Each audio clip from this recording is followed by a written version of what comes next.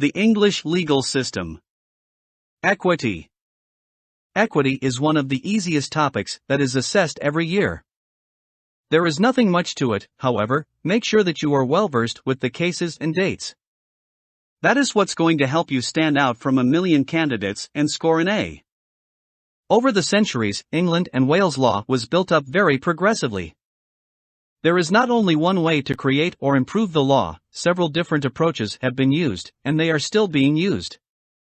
Usually, these techniques are referred to as sources of law. Historically, customs and judges' decisions were the most important ways to make decisions. But now it can be said that the English saw it has three arms. 1. Acts of Parliament. 2. Common law. 3. Conventions. As Parliament became more dominant in the 18th and early 19th centuries, legislative actions were the primary source of new legislation, while judicial decisions were still relevant as they formulated parliamentary rule and covered loopholes where no statutory law remained. During the 20th century, statutory law and judicial decisions remained the main sources of law, but two new sources of law became more and more important: delegated law and European law. Customs. These are behavioral rules that develop without it being intentionally created in society. There are two main types of custom, general and local. 1. General customs. Historically, it is known that these were very relevant because they were, in essence, the foundation of our common law. It is assumed that after the Norman conquest, as the world was slowly put under centralized government, the judges appointed by the rulers would move around the country, making these decisions in the name of the king based on at least some of their traditional customs decisions. In the 17th century, this notion prompted Lord Justice Coke to define such practices as one of England's greatest rule triangles. Nevertheless, this idea is contested by other analysts. Today, Michael Zander argues that the judges have almost definitely created a high proportion of the so-called traditions. In any event, it is known that general practices have been incorporated into laws or case law for a long time and are no longer a new source of law. Summary: precisely, customs are the prevalent practices that take place in an area and are later considered laws. 2. Local customs. This is the word used when a person claims to have the right to some specific privilege, such as a right of way or a right to use the property in a special way, as this is what has always existed historically. Those customs are the exception rather than the land's general law and will only exist in that region. Since there were, or still are, exemptions to the general common law, the judges developed a system of extensive testing where obstacles from the beginning of a history that had to be met before any particular practice was accepted. Such measures still exist today and are used on rare times where, owing to a local custom, a petition to a privilege comes to court. The measures are the following. They must be time immemorial, meaning that the tradition must have prevailed for a longer time period. 2. The tradition had to be practiced in a peaceful, open, and proper manner. 3. The place, existence, and context of the tradition must be definitive.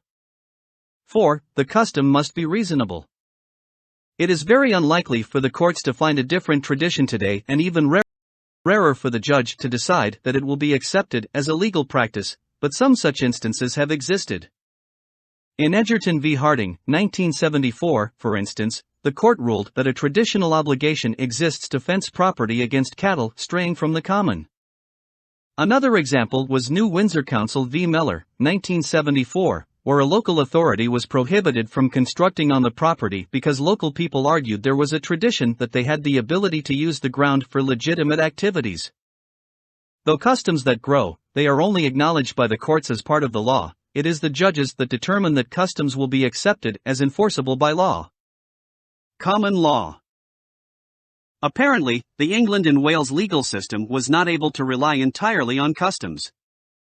Even in Anglo-Saxon days, there were informal courts that settled conflicts, but a more centralized network of courts arose only after the Norman conquest in 1066. This was because the Norman kings realized that if they regulated the legal system, along with other things, it would have been easier to manage the country.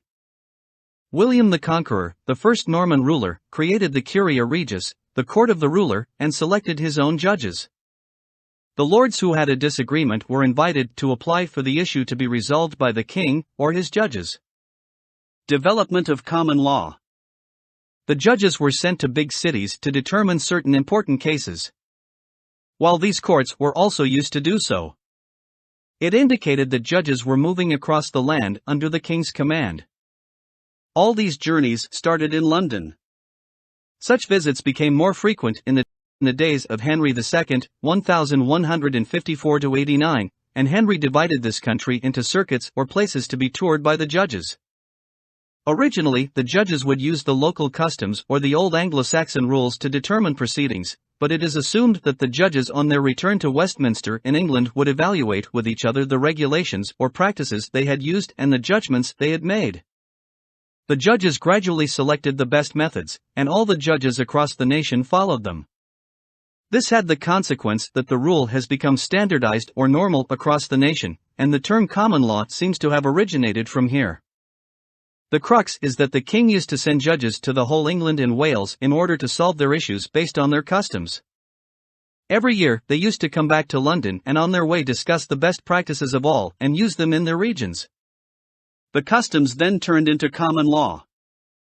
Definitions of common law.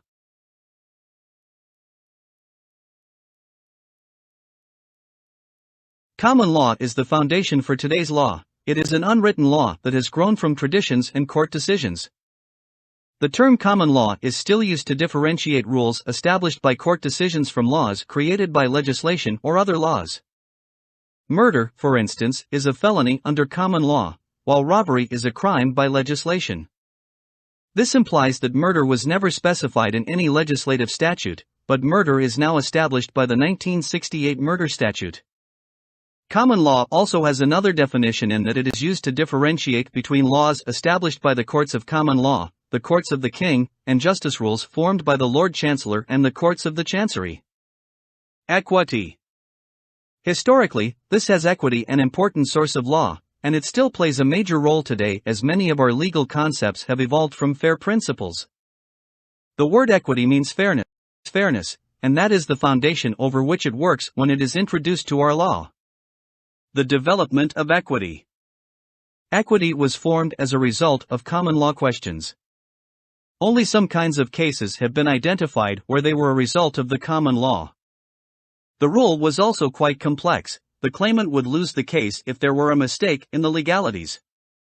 The big problem was the reality that the only relief that could be provided by common law judges was damages, that is a requirement that the defendant compensates the appellant, now the plaintiff, a sum of money as restitution. This would not, in some situations, be the right way to handle things between the parties. For instance, in trespass on the property, a defendant might construct a building on their neighbor's land. The house would still be there, and the complainant would have denied the use of that portion of his estate. The claimant would want the house to be demolished. In such a case, rather than being given money as reimbursement, the equity will rule to demolish the building. If a painting has a sentimental value and someone steals it and sells it, under equity, the judgment will be to return the painting and not give back the money. In common law courts, individuals who could not receive justice made an appeal directly to the king. The majority of the cases were assigned to the Chancellor of the king. The Chancellor was both an attorney and a priest and became regarded as the king's conscience keeper. This was because the Chancellor focused his judgments on the ideals of equal justice and fairness, giving a judgment about what in the particular case seemed to be correct rather than strictly following prior rulings. He was also willing to look past legal papers, which the common law courts declared legally binding, and to take into consideration what the parties planned to do. The Chancellor employed new guidelines, for example, subpoenas, to ensure that the rulings were just, and required a witness to attend court or face incarceration for refusing to follow the direction of the Chancellor. He also introduced new solutions, known as remedies, that enabled plaintiffs to be compensated more fully than the remedy of damages under common law. The most reasonable solutions were injunctions, specific performance, rescission, and rectification. All of these are still in use today. Finally, a Chancellor-controlled court of Chancery arose that certain regulated justice or equity laws. Equity was not a proper legal system, it simply filled the common law loopholes and relaxed the rigid common law laws. The tension between equity and common law. Common law and equity structures worked very independently, so it was not shocking that the differences between the two systems culminated in the tension between them. One of the main issues was that the common law courts would make an order in support of some side and order in favor of the other party by the Court of Chancery. The dispute was completely resolved in the case of the Earl of Oxford, 1615, when the king decided that equity would prevail. In other terms, the Chancery ruling was the one that the party had to obey. This court's decision strengthened the equity stake and was included the same rule in S. 25 of the 1873 Judicature Act. Equity is the law based on common sense and it must prevail. However, in recent times Act of Parliament wins over equity. The operation of equity. Originally, as already been mentioned, the chancellors had few rules to use. Nonetheless, a set of maxims that laid the foundation of the laws on which equity acted became established as time went by. Judges became more inclined to follow previous decisions as equity became more formal. Nevertheless, the legal precedent standard extends to arbitration proceedings, just as it does to common law situations. Equitable maxims. Many of the laws that are focused on equity are represented in a series of statements. The following are the most important of these maxims. In the case of Berry v. Berry, 1929, where a deed was considered to have been changed by a clear contract, equity looked at the purpose and not the shape. Under the laws of common law, an act could only be amended by another statute, so equity agreed that, since the participants wished to modify the act, it would be fair to look at that purpose rather than at the possibility that they were incorrect with the formalities. 1. Anyone who goes to the court must go with clean hands. Remedies will not be given to a claimant who has not behaved reasonably. This is shown in D&C Builders Ltd v. Rees, 1965, where Mr. and Mrs. Rees had been employed by a small building firm. The total bill was £732, of which Mr. and Mrs. Rees had previously paid £250. When the builders asked for the remaining £482, the Rees, who knew the builders were in financial trouble and urgently needed money, claimed the work had not been done properly, and they were only willing to pay £300. The contractors eventually agreed to accept the £300 at the close of the contract, but then prosecuted the Rees for the remaining £182. In common law, part payment of a loan is not allowed to settle the debt and could be sued by the owners. Nevertheless, the law has an equal estoppel presumption under which the courts may rule that the complainant is prohibited from obtaining the most. Judgment. Lord Denning declined to enforce the theory of equitable estoppel at the Court of Appeal because the Reeses took undue advantage of the fact that they believed the contractors were in financial trouble. So far as equity was concerned, the Reeses had not come to court with clean hands. The Reeses had not appeared before the court with clean hands in terms of equity. 2. Delay defeats equity. This ensures a claimant must not wait too long before making a claim because it could contribute to discrimination to the other side. A painting was offered to a claimant in Leaf v. International Galleries, 1950, which was wrongly thought that it was made by Constable. Moreover, this mistake was made by both parties. The court did not grant the equitable rescission option, as there was a 5-year gap between the settlement and the ruling that Constable was not the artist for the painting. 3. Equity will not accept a mistake to be without a remedy. This enables equity to create new solutions if otherwise the claimant would not have an appropriate redress for the situation and could only seek the relief in negligence in common law. This principle makes it possible for investors to continue developing innovative solutions as required, such as freezing orders and search orders. It is important to know the case facts for all these maxims as these are required for analyzing them. Equitable remedies. One of the fundamental aspects of equity, as already mentioned, was that it introduced new solutions to complement the injury remedy in common law. Such relief, though, is voluntary, so even if the complainant wins the case, the judge does not have to award them.